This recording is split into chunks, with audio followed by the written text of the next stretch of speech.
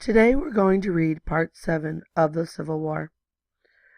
You heard about the first battles of the Civil War and how the Confederacy won. We're going to continue to listen to find out more about the many battles to come and to learn about the man who was chosen to command the Confederate Army and what might have happened after that. 2 days of fighting. The cornfield around Gettysburg, Pennsylvania, were all destroyed, so that one could hardly tell that there was even crops there at all. Green, grassy pastures, trampled by so many boots and horse hoofs, were now nothing but mud. The trees in the forest had lost their leaves, and many were burned or simply blown to bits by cannonballs. In short, all around Gettysburg was a wasteland. But the battle was not over yet. It was past midnight. The date was July 3rd, 1863. 2 Confederate soldiers stood guard outside the door of a small stone farmhouse at the edge of the battlefield. Several Confederate officers paced back and forth in the yard. "Should we see if he's ready to issue orders?" asked one of the officers. "No, don't bother him. The old man will let us know when he's ready," another said. Inside the house, a man stood hunched over a table, studying the map by candlelight. He was not a very old man, just 56 years old, but constant war and worries had brought new wrinkles to his face. He was far more thin and frail than he had been just 2 years before. But all the soldiers loved General Lee as though he were their own father. They called him the old man out of respect. General Lee's full name was Robert E. Lee. General Lee was born in 1807. He was the son of a hero from the Revolutionary War who fought bravely alongside George Washington to make America free from Great Britain. Robert E. Lee joined the Army at age 17 and graduated second in his class from the United States Military Academy. Then Lee served in the U.S. Army during the American-Mexican War. Lee was proud to serve in the U.S. Army before the Civil War, but Lee was born and raised in Virginia, a Confederate state.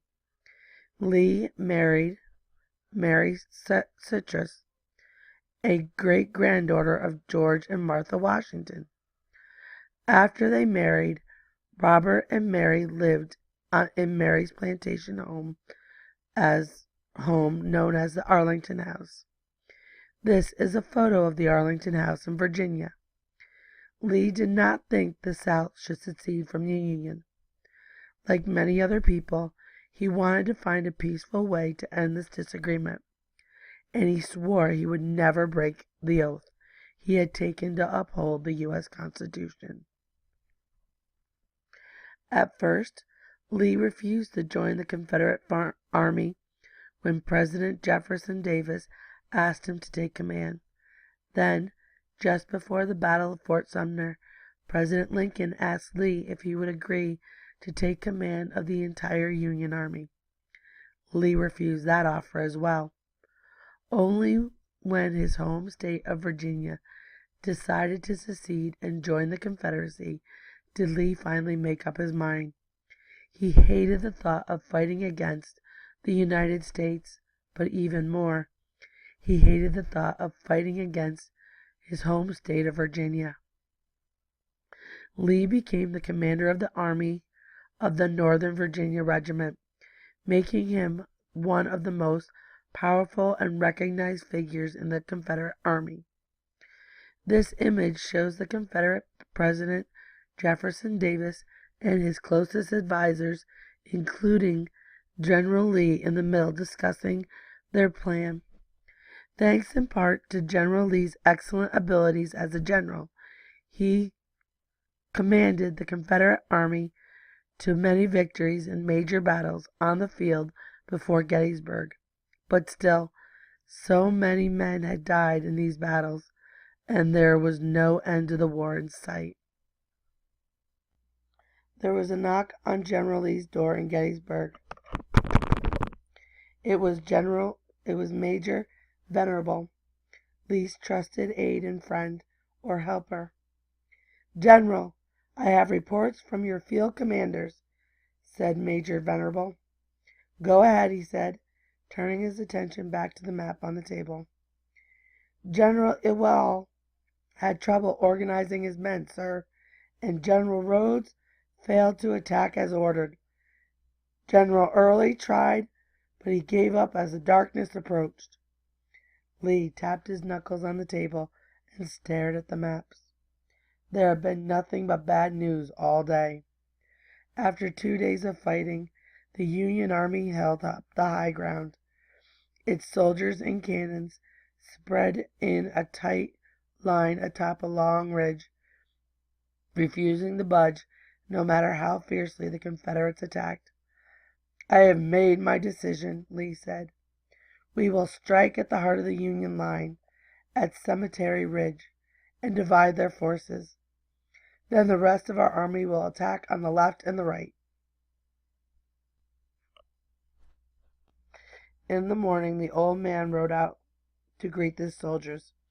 The men cheered and waved their hats whenever Lee rode past, and he waved and smiled confidently, doing his best to keep their spirits high.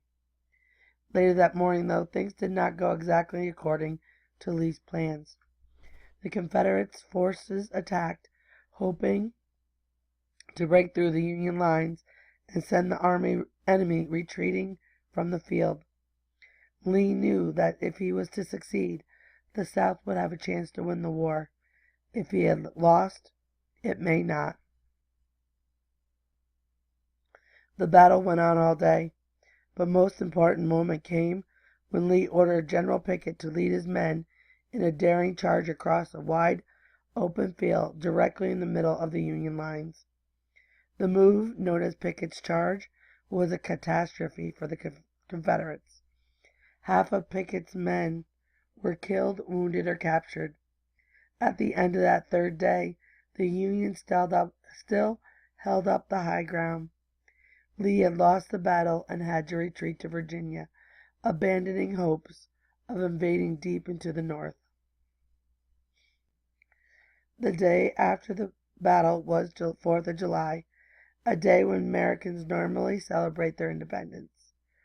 In 1863, however, celebrations were not so cheerful.